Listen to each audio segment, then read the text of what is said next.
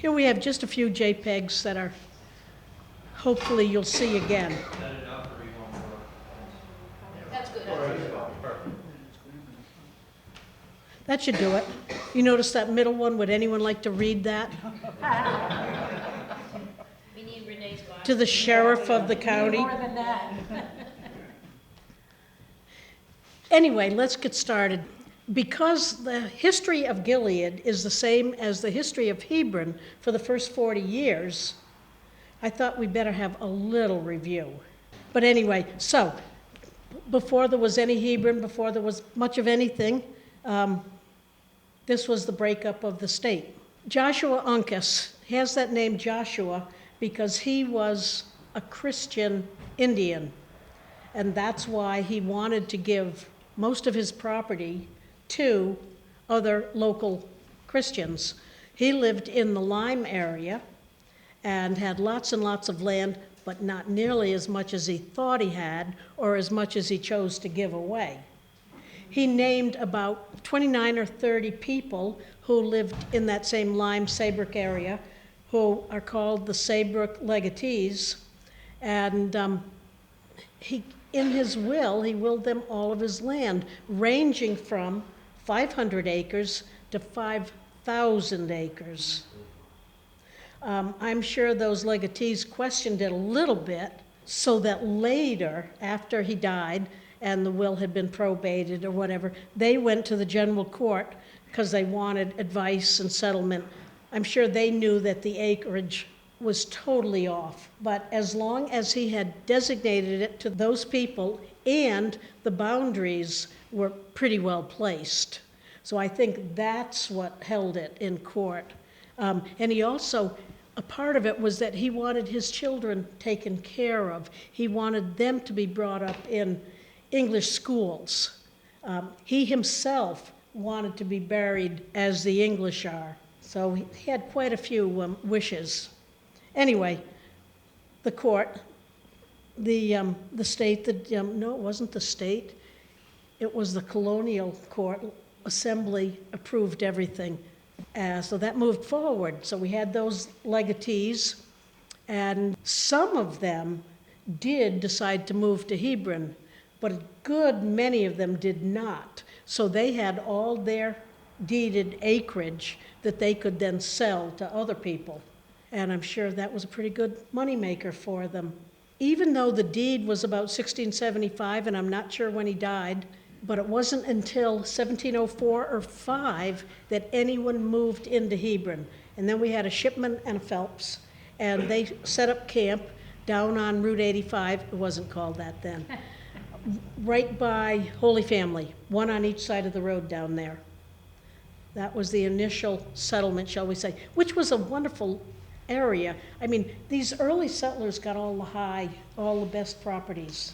You'll notice that if you drive around, you see what I'm saying, some of these big old houses have wonderful locations.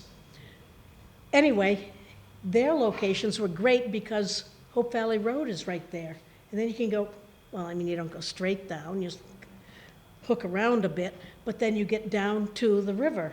And that river held lots and lots of mills, not immediately, but fairly quickly. So, with the settlement at Holy Family, and then going down, she is of one of the original settlers, second generation. They're down there. What are you, 1724? 24? Yeah, so it's one of the early houses, if the first was there in 1704 or 5. Anyway, because we hadn't gotten to this one yet, there were only 9 families here in town when they decided the most important thing was to establish a church. So they had to go back to the colonial legislature to get approval for that and therefore be designated a town. So that's what they did, and again, they met with success. And the guy that represented all of them was Jacob Root. But they went down there in 1708 and things started moving. After they were a town, then they had to start the search for a minister. It wasn't an automatic. They had quite a few that I'm going to say interviewed, which isn't quite what they did, but they had them for a Sunday or two or a month or 6 months or a year, but they did not settle them. They were not settled ministers until they got to John Bliss from Yale, 1710, and he was settled. And you see how long it took?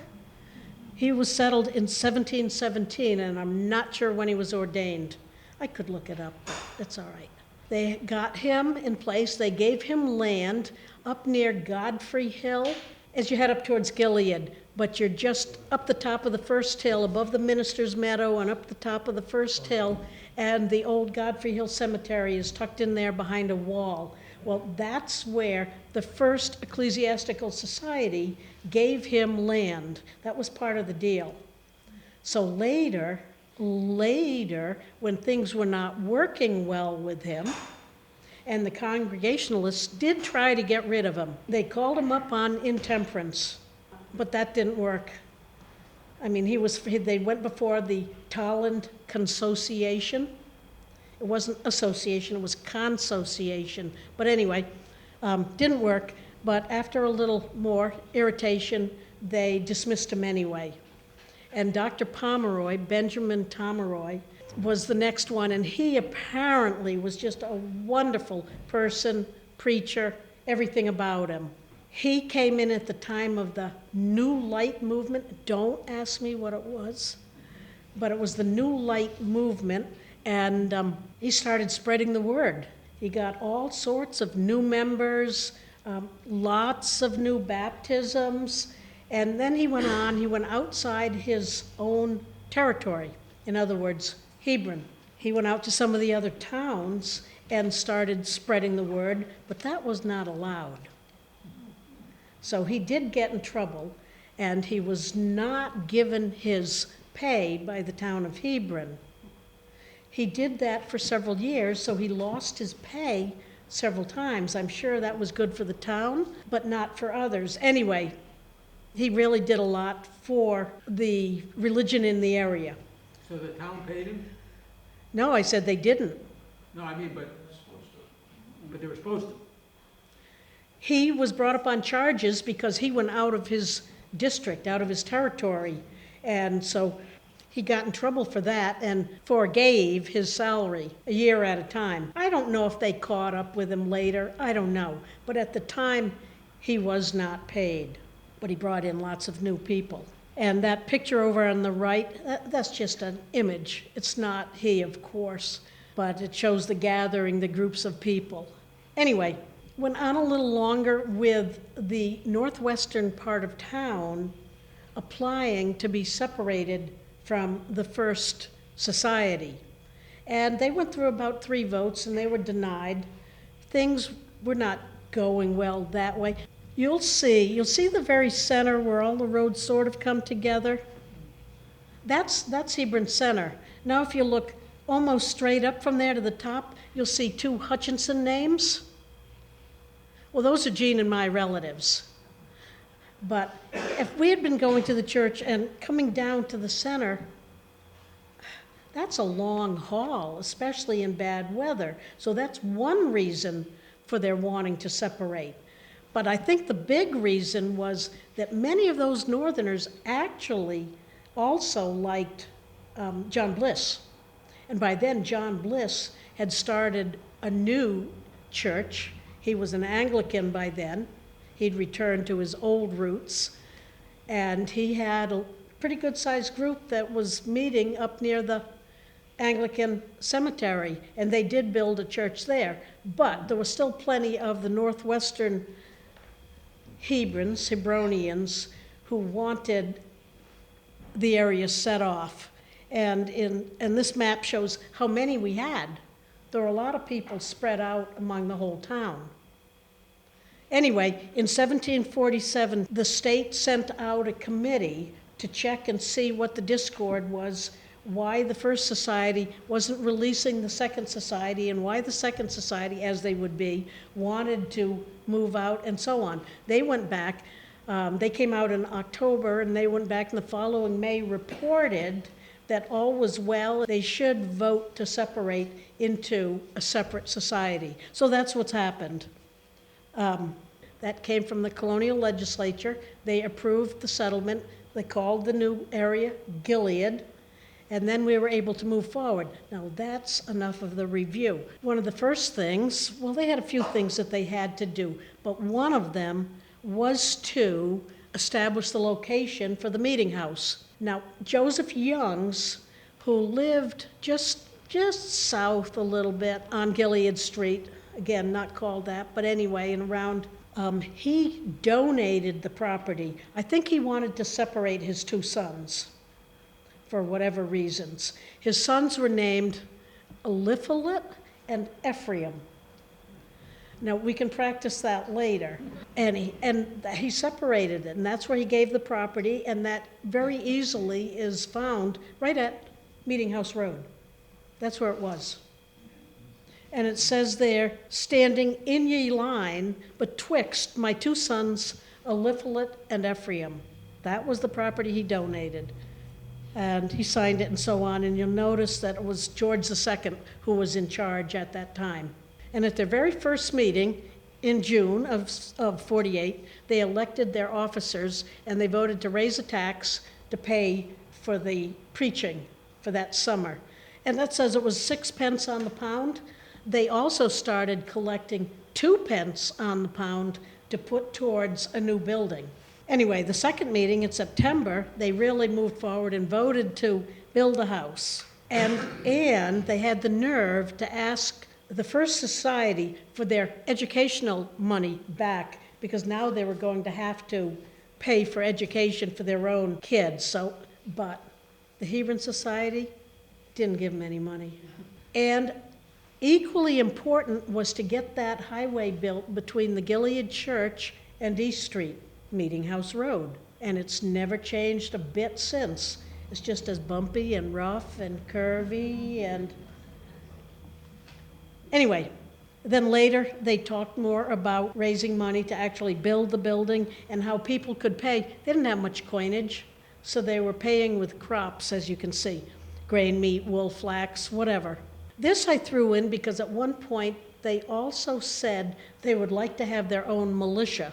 Now, I don't know what the problems were in Gilead that they needed a militia, but anyway, I picked out this company because Captain Wells and many of the names on there were old Gilead people. So I'm assuming that this was the company that represented most of the Gilead Society. You've got Hutchinson's, you've got Peters, Gilbert's, you can read it, Ellis Luther, who else? Zadok Man, or however you pronounce it. Anyway, they were all Gilead. Had some deserters. It says they deserted. Oh, I know, 3 of them did. No. Oh, 5 of them did. Yeah. Yeah. Who knows, on their way to Westchester or back. And then they started that first meeting house the next year. It was 46 by 36 by, when it says the post, so I think that means 22 feet in height, probably, and then you had the rafters above that, I don't know. And they voted to paint the church sky color. And again, still more about opening Meeting House Road.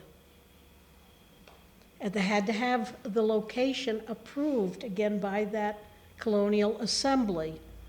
But it really is about where the church stands today. And there was a Phelps who lived right across the road, and the story goes that when various people came out to approve it, he announced that he wanted it there because he wanted to be able to throw a stone and hit the church. He got his way. That now is where the Gilead Hall stands. So anyway, and Reverend Josiah Mack was brought up in Gilead and later became a minister here. He lived on Mack Hill. Mack Hill, for those that don't know it, is, you know where the Hills family farm is? Going up 85? High hill in there? That's Mack Hill. And this is the second meeting house. And the picture of the funny-looking people was a pageant that was done at the 100th anniversary of that first, well, of the second one, of that meeting house right there. And some of us can look at it and pick out a lot of those people. I mean, 1938, none of us were around, but we still know a lot of those folks. You can look at it later, some of you. Anyway, on to the next. This you won't be able to read, but this is a report or a letter written by the Reverend Charles Nichols at the time of the taking down of that first meeting house and erecting of the second meeting house. Same location, so they had to take the one down before they put up the second one. It's kind of nice. This house of God was erected in the year of our Lord, 1838, and Augustus Truesdell of Killingly was both the architect and the master builder. And then there's a lot more information. I think it goes on to say that absolutely no alcohol was ingested during the building. I'm just throwing that out there. But it's kind of an interesting report, and it's on 2 pages. But you see that Charles Nichols was the pastor of the congregation of the Church of Gilead in 1838. And he replaced Nathan Gillett. Now you're going to tell me it's Gillette, but I've been told that the pronunciation is on that first syllable. So, Gillett, I think. Anyway, and here we have the first minister, Elijah Lothrop. He was given that land where Carol Bogue lives, that big old house right where she is. That was the Lothrop house, and it looked different, not just the laundry, but that whole entrance was a little different. It wasn't until the 1940s when one of the owners changed that approach. But I kind of like that picture, and I love the laundry hanging out there. Second and third ministers both owned this same house, which was, here's the church, here's Meeting House Road, then you have Corn, and then you have that house. So it's south of it. And it's the strangest looking house. It is so narrow from front to back, but so high. It was not always that way. I believe when it was first built by various Rowleys and Curtises and, the intermarriage and so on, that it was just the two floors, and then Gillett raised the third floor, and Nichols' son put an addition on the back. So it's been quite changed, and now, of course, it's enormous when you go by with all the garage bays and everything else. But this house has a most fantastic story, as many of you know. And there it is. Do you see that right picture with all the fancy carving, moldings, and the upper sketch? J. Frederick Kelly heard about this house from some of the colonial dames who were looking around town, and they told him about it, and he went to one of the guys at Yale University, one of the donors, told him about it, and the guy, without seeing it, just said, yeah, just pay whatever, I'll pay you for it. And he bought to have that room, the front, it is the front northwest parlor. Bought everything that was in there and had it removed, as you see, in 1930. And it was going to be taken directly to Yale and set up immediately. But then you know what happened about 1929 and 30. Even Yale didn't have any money to do that. So it was put in storage until about 2010. For some reason, I don't know, my grandmother had told me about this house. So when I was working on a book called Gilead, I called down there and I had to make about 3 connections. And finally they said, funny you ask. We are just taking it out of storage now. And so that was in about 2008. And by 2011, they had, there's the built-in, and it's just an amazing thing. It's in perfect shape. And they only had about 3 little pieces that were missing when they went to put everything back together. So you probably should go to Yale and check it out. That's what you would see. And you see the summer beam, even carved? That- Yeah. You know, it was a small amount. I don't know, was it a couple thousand? It wasn't much. But anyway, so that's that strange-looking house right near the church that contained two different ministers. And they all had long tenures. They were there for, what was the first one? Lothrop was there for about 45 years.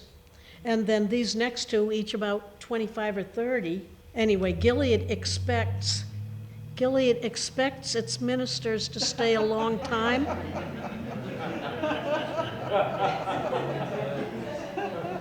I'm staring right at her and she's not responding. Other church activities. Now, as you can guess, we were a farming town. That's what it was. I mean, the land is such that it's all open, and much of it still is. So once you got in Gilead, you came up the hill, and you went to the church, and that is where all of your activities were. Now I found this interesting. Look at that organ in the top picture. That's not the one I remember. The lower one is the one I remember with Jean's mother playing. Is she right there? Can we tell? I'm not sure. But anyway, we know a lot of the people in that lower picture. I could embarrass a lot of people, including myself. Whoever took the picture took it just when everyone was saying something that the mouths would be open and looking stupid. Singing. Oh, I know singing, but still just the wrong visual. Anyway, which was the top one? The bottom one was taken, I think, was that at the rededication? I mean, the dedication of the Sunday school room, which would have been 53, 52 or 3, right around there. And the top one obviously had to be in the 40s. More activities, equally exciting. That top right picture, that would have been a ladies' aid outing, ladies' aid prior to the Women's Fellowship. And they took their children, and I'm not quite sure where they went, but that's that one. The one below it was the Sunday school. There are about 4 adults in there, and other than that, it's all people who attended the Sunday school. The one on the upper left, I think that was done, I'm guessing, in 1943, and I think it was probably the last service that George Milne preached before he was entering World War II as a chaplain. And the bottom one, again, another ladies' aid. What do you think? They went on a hike? I'm not sure of that one. Oh, some of these, you can look at these later. They're really very entertaining if you know some of the people. They're entertaining anyway, but they're even better if you do. And this one, all the history of all the marriages of the Gilead Church have been kept. The ones at the first society burned when the church burned, and the Gilbert's house next door burned, and that held all the records. But Gilead has theirs, and this started in 1752, and there are quite a few pages. I knew you wouldn't want them all, but again, a few names that you can recognize. See Jabez? Yeah. And moving forward, now we've jumped ahead to 1868. Now, actually, the districts, I think, were set off in about 1820. These are the school districts. There were 11 in town, and Gilead has these 4, from 8 to 11.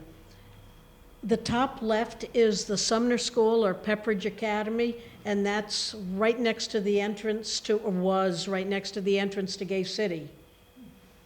The bottom one is the White School before its first edition. And the top right, I don't have a picture of that from when it would have been a school. That's the Lord's School or the East Street School or whatever, obviously on East Street. And then the lower right is the old Gilead Hill School. Now, Gilead Hills, well, 3 of them are standing, but the Gilead Hills School is the only one that could still be used as a one-room school. Mary Ann, where was the one on the right-hand side? It was on East Street. It was, you know where Gardner's Farm is, Dombrowski Farm Yeah, Gardner's? yeah. Start down that hill just a little bit. So I think a little past the entrance to Meeting House Road, continue a little, and it was set in there, so they used to jump on a sled or something and they'd slide down to school. In wet weather, there was a stone wall that they could walk on. Of course, the return hike wasn't as much fun. Anyway, that was moved. Oh, And it's now up past, it's near a Burnt Hill Road, somewhere in there. It's on the other side of, which is, house. Oh, is that little tiny house? Yeah, oh, okay, right next to Gardner's. yes. Well, is it right next to it, or is it a little further? It's the next It's house. not the house on Gardner's. I don't think it's on Gardner's. I think it's a little further. Johnsonville, No. the little one that's been added on to. Well, they're both small. The one you're talking about and this one, they're both very small. But we still have them. I mean, Hebron still has 9 of its one-room schools. Some of them closed long ago. And then in Gilead, Gilead has had a lot of good students, a lot of people that actually went somewhere. Here we have 2 little boys, both born in 1735, both born in Gilead, both good students, both went on to graduate from Yale, both wrote histories of the state of Connecticut. One's history was very highly acclaimed, and the other one, much of his information was questioned, but it was very readable. Anyway, moving forward, the first one, who was born in a little house right down on Porter Road, just a little past the old Gilead Hill School. It's the next building on the right down there. I don't think much of it that's standing was from this time, but anyway, so he came from down there, and then he served a parish in North Haven his entire life. And the other one was named the rector, or whatever it's called, of the Anglican Church, and it would have been at Godfrey Hill, because if he was born in 35, that means John Bliss would have established something in that area by then. He went to London and was ordained, came back, beat smallpox. Well, most people didn't, and he came back and was known for his loyalist beliefs that got him in big trouble, such that he was the Sons of Liberty, I think is the name of the group. They came out from Willimantic, and they threatened him with tarring and feathering and dragging him on something, a sled, a something, down to the center of town. Anyway, that night or shortly thereafter, he hightailed it right out of Hebron and went to London, where he stayed for most of the rest of his life, never ever returned to Hebron.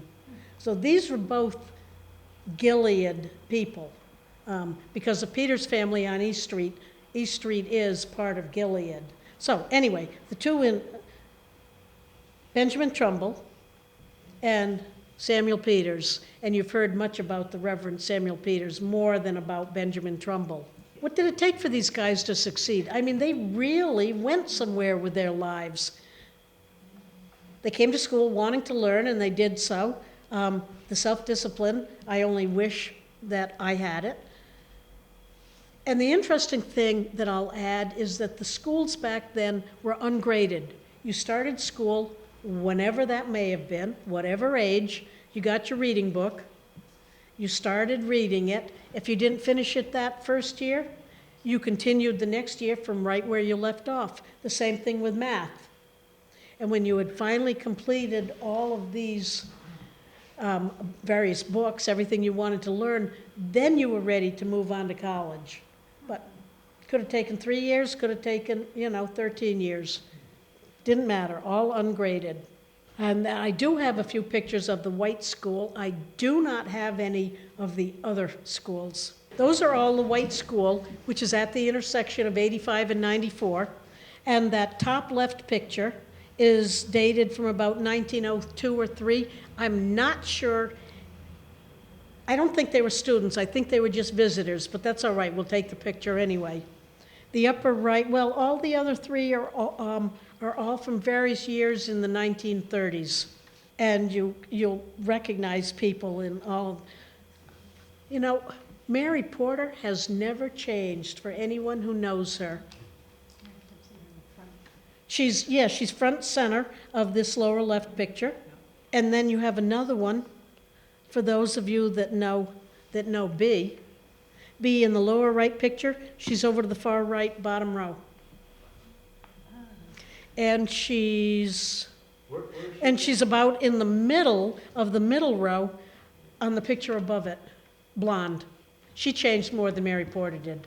Oh, and then you have Jean Raymond sitting right next to, you know Jean Raymond, sitting right next to B, just to the right of B. And Charlotte is in the top row, Charlotte Warner, these are both Warners, she's not the tallest girl, but she's just to the left of the tallest. And who else? I mean, if you know some of these people, does anyone recognize anyone else? Probably. Is that Eddie Fracchia in the bottom left? First row in the bottom left picture? Is that Eddie Fracchia? Yes, it is. Are you the only one that knows him? Yeah, it is. And I think he's in the upper one. I think he may be in all three of the pictures, but they're entertaining. Okay, enough of that. And then the Gilead Hall. Gilead had no place to go for a large gathering. The church was just the church. No extra room. So I'm not sure, probably in about 1903 or 4, they decided we want a community hall. And they started raising the money for it. They had some big donations. They had some subscriptions. They had some small fundraising events. They were selling shares for $25 a piece, I believe. And they got started. And that is the Gilead Hill. The way it looked in all our memory, while it was still, before it became a private home, that's exactly what it looked like. And it was dedicated in 1905. I have to make a couple comments. I included that chicken pie supper on purpose. I think the poem is entertaining. I think the sketch is disgusting. And, you know, it's just like today. Everything, so many people that you're hearing about that are being written up for thinking it's funny to be in darkface.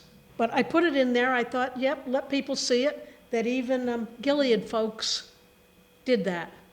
And then the left one, the Calico Ball, I think that's funny. That was one activity that they had at the hall after it was finished.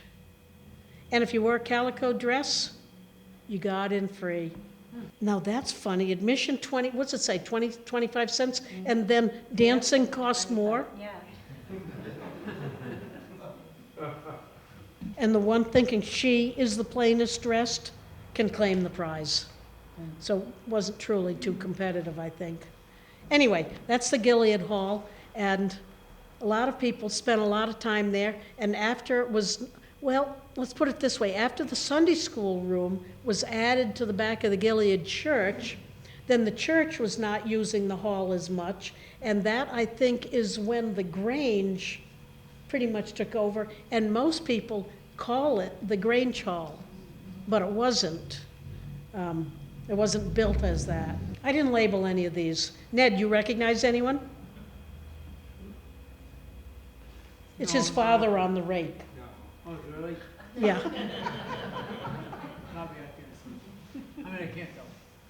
And the top right is Charles Way. He's mowing. That's a mower. Yeah. And the bottom right photo, I think is a farce. Look at the way those gentlemen are dressed.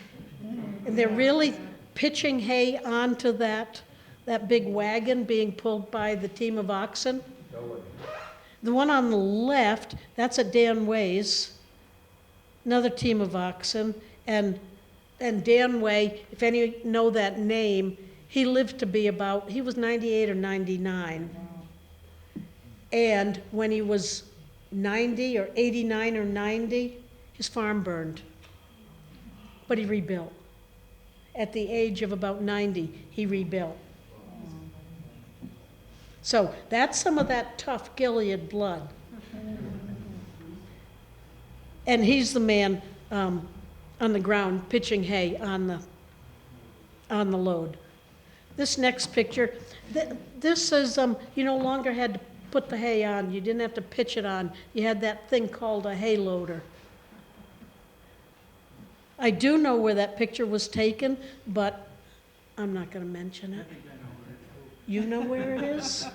It was such a nice picture that, yes, it's our farm, but I had to use it because it is a nice shot.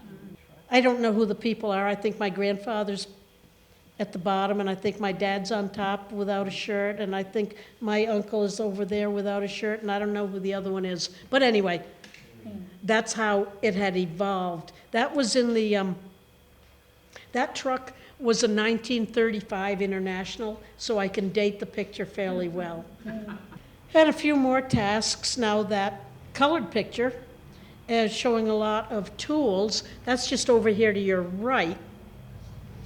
When the Rathman family sold their farm and moved to Vermont, they left all those interesting things, and one of their cousins, David, collected them and took them home and stored them for years and years. And then finally, Jackie. Janet? Jackie, and what's her mother's name? Marion's daughter, and then Jackie? Janet. Oh, Janet, Bob, Bill. No. Jackie, Jacqueline, Gripper. Lives up in the Boston area. She's the one that brought it. The cousin. Right, Yeah. David's cousin. Yeah. Anyway, they brought us these tools as long as we said we would keep everything together. So we have that over there. And perpendicular to them, you see something that's wrapped up in tape. That is an old lathe. Belonged to William Pitt Gilbert. He was deaf and dumb. He was one of 5 kids in the family. Well, there were about a dozen kids, but 5 of them were deaf. So they all couldn't communicate, but they had other skills. And so that was his lathe. And Tom is very helpful. Tom is advancing the slides for me now, too. He's restoring, with the help of Bob, helping to restore that. Anyway, the top left picture, that's George Hills. If anyone, I shouldn't be throwing out names, but if anyone knew Merton Hills, who was another long-lived Gilead person, that was Merton's dad, and he was well known, especially for being a butcher, the bottom picture, but also the upper picture, shearing sheep. And I throw those in there because all different skills involved in Gilead. I mean, you know? So you didn't call George. You somehow contacted George and said, I've got a pig, or I've got a sheep, or I've got a whatever. And the bottom picture was done at the Gilberts, and they bought the house that Carol Bogue now owns. They bought it from the Lathrops, and it was in the Gilbert family for many, many years. Behind me, those people can see over me, there is a saddle, and that belonged to Deborah Champion from Westchester. She married a Gilbert, but when she was still a Champion, both her brother and her father were involved in the Revolutionary War. The brother was a general, and her father was a something else, maybe, I don't know, colonel. Anyway, she was asked if she would go to Boston and take messages to General George Washington. So she and the servant that they had at the time, Aristarchus or something like that, the two of them went cross lots from Westchester all the way across the corner, probably through Putnam, I'm not sure. Anyway, and got to Boston and delivered the goods to Washington. This saddle is her side saddle that she's, can you see it? Well, you can look at it later. Is the one that she used. I can't imagine getting on and off it, but. So a lady from the Boston area who had it, a relative, offered it to us. Although she did not live here when the ride was made, she then married one of the Gilberts, had a bunch of kids, and lived in Gilead, right across from the cemetery, and started that whole crew. That picture I threw in, you know how many roads there are in Gilead today? A few more than that, I dare say. In some ways, you couldn't get from here to there without going around to there, because there were some very low points. For instance, if you come across Jagger Lane, right about in the middle, and then to get around to Gilead Street, you had to take that turn onto Hardy Road. But then if you wanted later, then it went right through later. I'm not sure at what point, but some are disconnected, some are connected. Same thing with Slocum Road down at the bottom here. You see where that disconnect is? But different ones. Buck Road's always been there. Well, I don't know if it's always, but anyway, just a very few roads. And that person in that upper right picture, I think you'll notice that that delivery wagon says J.E. Ellis, and I think he delivered, what's it say? Butter, eggs, and cream, or something like that. But I like that picture, seeing that delivery wagon. This bottom picture, that's just of a couple of the old, hardy Gilead people. Both of them, the guy with the horse, that's Dan Way again, and he lived to be, I'm not sure, 98, 99. He was right there anyway. And the one that he's talking to, she's standing right on her front yard, which was right across from the Gilead Church, and that's Alice Foote, and she lived to be a lot older than Dan did. Like, she lived to be 111. But they were born the same year, and lived good, strong, healthy lives.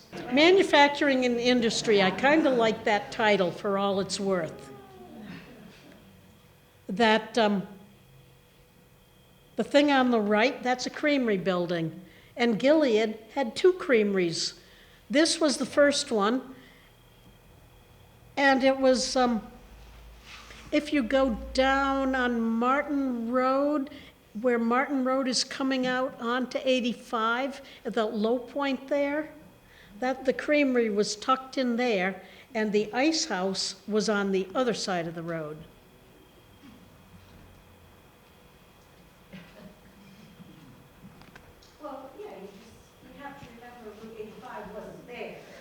Oh, exactly, but I just want to get confirmation that I'm not making up something. But you had to have a creamery. You know, you had to refrigerate the milk. You had your ice house. You had all sorts of enormous blocks of ice that you took off a pond every winter, put them in an ice house, and in between every layer of each block, you put sawdust to insulate it, and so that you could also separate them when you needed them. The building itself had a couple layers with space for insulation, and it kept it cold until, well, I don't know when, until you used it all up, but I'll bet you it was the beginning of the summer, midsummer. Anyway, and then you had to haul the milk to the creamery, and it was separated, whatever.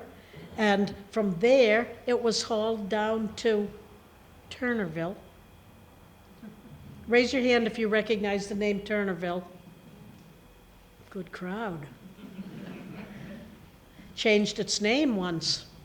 And what was the pond called that was down there? Did you say it, Sue? North. North Pond. North Pond, Turnerville, Amston Lake for Amston. Yeah. But anyway, so it was hauled down there because that's where the train was. Put it on the train, and then off it went to New Haven to be bottled or to be whatevered. This bottom left picture is the blacksmith shop. And that was just below, well, that was on what's now Porter Road, right next to the Gilead Hill School. That's what it looked like way back. And the contraption in the picture above, although Fred Brehant drew that, it shows the way you contained oxen while you tried to shoe them. I'd want to be separated by a lot of wood to do that job.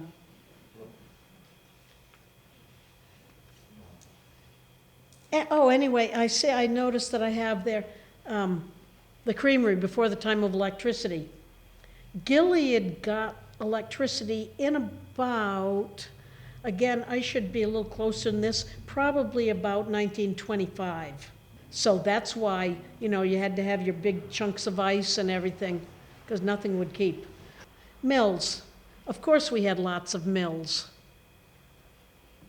These were all water-powered, except for one. The one on the upper left is a grist mill. The one on the upper right was a sawmill. The one in the middle, not water-powered, was a plug mill. Jack, you want to tell us what a plug mill was? Make plugs. Made plugs. What are plugs? That was, Jack's grandfather worked there. That's why I threw that out. That was on Elton Buell's.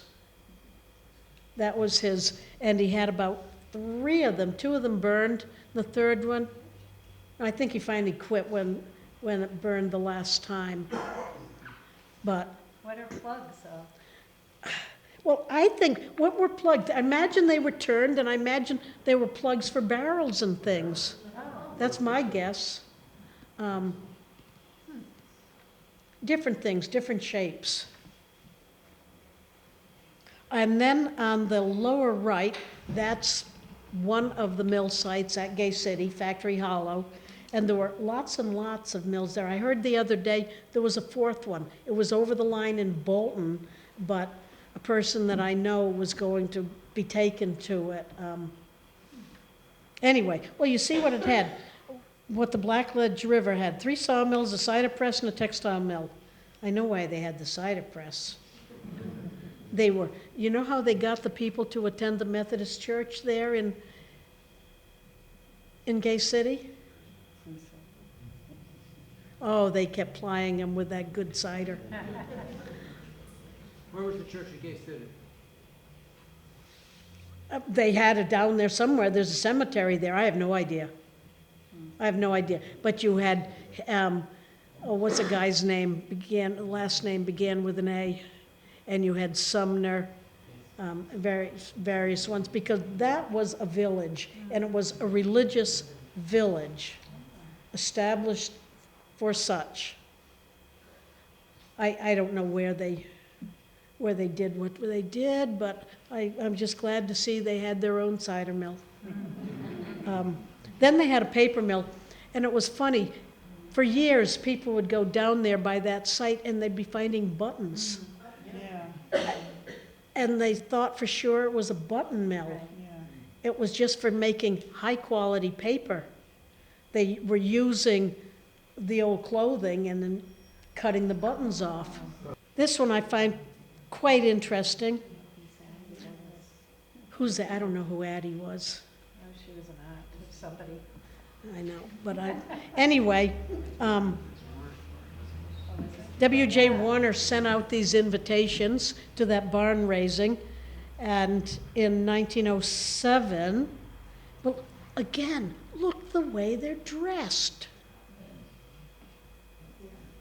But they got the job done, because there it is in the bottom picture, and it's still there today, and I think didn't it just get a new roof on it fairly recently? But, notice the postmark on the postcard.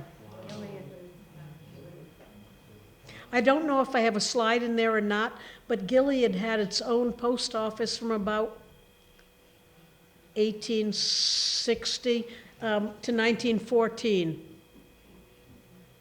In various houses, whoever the postmaster was at the time, or postmistress, the post office was at that person's house. I thought it was always at the Kellogg White's house there. It wasn't. No? It was at Grandma Foot's house when one of the persons was there. But there was never one at Kellogg White's? Oh, absolutely, there was, but it wasn't always there. Oh, okay. Yeah. This man, this Odell Shepherd, was a professor at Trinity, and he was also a lieutenant governor of Connecticut in the 1940s. So I don't know if he wrote about every town, but that's rather nice. The reference to Hebron of Blue Law fame, that's Samuel Peters. In part of his history of Connecticut, he came up with his own blue laws, pretending they were actual. So here's a reference to it. Well, when did Gilead first allow liquor sold here? Not in my. It wasn't when we got married, which was No, 67. because It's after that. before it was finally approved, I must have been, what do you think, about maybe 30? I don't know. My grandfather used to take me to Bolton to buy alcohol, Yeah, and that was he died in the early 80s, and then he would finally had something then, but I remember going to him to Rose and Bill's in Bolton, oh, yeah. because he would Yeah. have the alcohol. No, and it was, at least I probably in my 30s. I don't know. I'm thinking closer to 60s. I was gonna say 50s at the earliest. No, it I'm wasn't. saying in my 30s, when I was, yeah.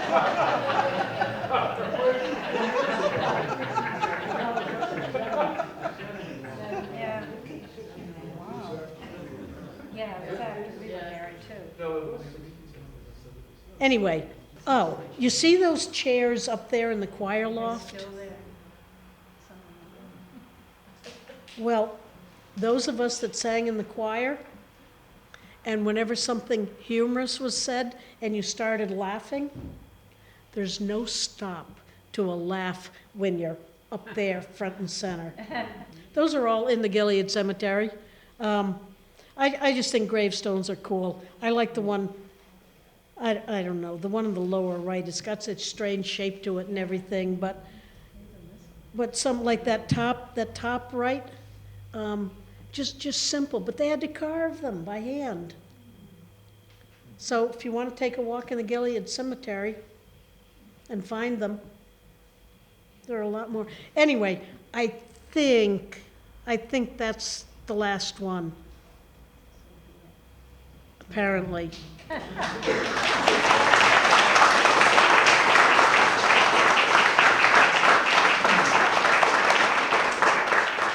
Thank you for being so patient. But do you have any questions or any stories to offer on your own? That's the best part. Uh-oh. He's not even from around here. All right, go ahead. Were there ever any Gilead actual soda companies or milk bottles or beer companies? No. Of course, there wasn't beer, I guess, no, but just out of curiosity. anything There are from quite a Boston? few Gileads in the United States, Mhm. but I've never heard of such. I don't think I've ever seen a Gilead or a Hebron bottle even, aside from maybe a pharmacy bottle or something. Yeah, I don't know. We have these ones from Amsterdam. This distillery on. Well, that had the distillery right down there, yeah. Amsterdam. Oh, okay, that's cool. Now, Mary Ann, on the on the creamery, now, what was down by Fawn Brook? That was the second one. That was the And second that one that That- got wrecked, destroyed, however, in the 38 hurricane. all right. I figured we'll just put the older one on here. Yeah. No, I remember Dan Way, I mean, he was an old fixture, but I remember, he drove this old 1950 Cadillac right down the middle of the road. It was terrible. You'd come up, I don't know how old he was, but he drove that thing and and he wasn't quite in the middle of the road. He was such that you wouldn't dare pass him. he used Well, to, he wouldn't hear you anyway if you tried, he was so deaf. I remember he used to go through, he was a cattle dealer, but he used to go through after he planted the corn, he would little corn stopper, every place where there was missing. About what? He put another one in. Sylvester Gilbert in our next program on October 17th from the School from the Deaf because of that family. Yeah, if one was missing. Okay, yeah, I should. Yeah, when you're Okay. done. He was in Yeah. a lot of, you know. Well, no, as a reminder. Had a scattering rake when, you know, well, you know, Marion, the scattering rakes that you, after you hay, you always The have dump something- rake? The dump Oh. rake, yeah, yes. Okay. right. You go along and pick that up and catch all the loose hay and put it in the windrow and then pick that windrow up so you didn't lose anything. You know? And my father had something sting the horse one day, so that horse bolted. And it just left the rake, ended up on a stone wall somewhere. But that's how I know that one. In general, what was the ethnic makeup of the community? Oh, just look at the surnames. I mean, really, it was all pretty much, I'm going to say English, Yeah. pretty much. But later, where's Mary? Oh, right there.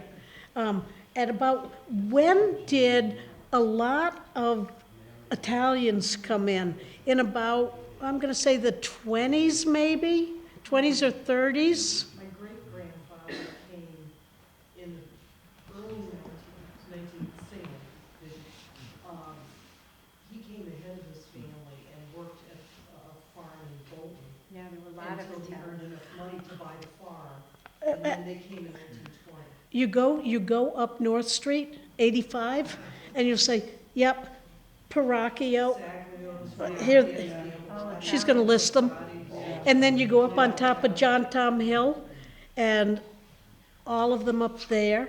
Well, you know what the English did? I shouldn't give this away. Oh, the same thing with Colchester and with Columbia and so on, with many of the Jewish Agricultural Society farmers that were coming, well, they weren't really farmers, but they were moving in to take over the property and had lots of poultry farms and so on. But those English farmers had depleted the soil, and then they packed up and moved west and north and set up in new areas. Or they wanted more space. Could be either or both. Anyway, yeah, they weren't putting anything back into the soil. They didn't know anything about it. So anyway, all these new people came in and they really had to work harder. Mary Ann, the organ that you were saying, well, this is what was there, and you don't remember it because it was a more recent one. Do you know if that first one was metal or wood? I'm willing to bet that they were all wood with the metal pipes. You mean the pipes? I'm sure they were metal pipes on both of them. Not wood? I could look that up. I did look it up not too long ago when Gilead got the new organ and they didn't have the history of all of them, and I tried to look it up then, but I don't know. The one we knew was, I think, a molar. Yeah, mowing, right. But that earlier one, I still think it was metal pipes. Well, it would have both, most likely. Okay.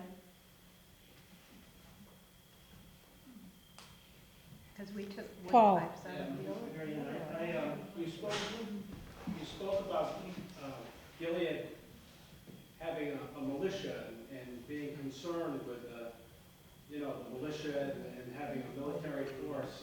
And, in the presentation, in 1708, there were 9 families in the town of Hebron, in that, when they petitioned, with others coming soon. But I just brought this because of the Gilead connection, and it's a little note from March 8, 1758, which is 20 That was years- Louisville, that was when they, yeah, the 20 pump. years before the Revolutionary War.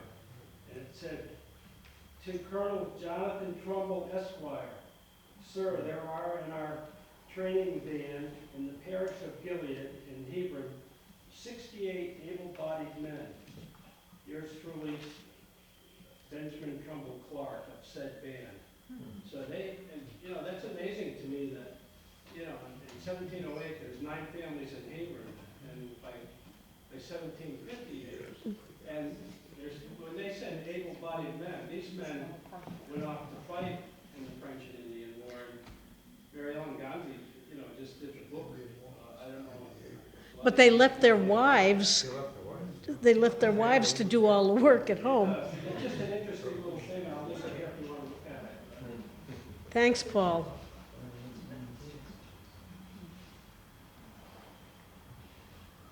How can it be such a well-behaved group? You're what? You're Because most are from Gilead, that's the. Anyway, thank you very much.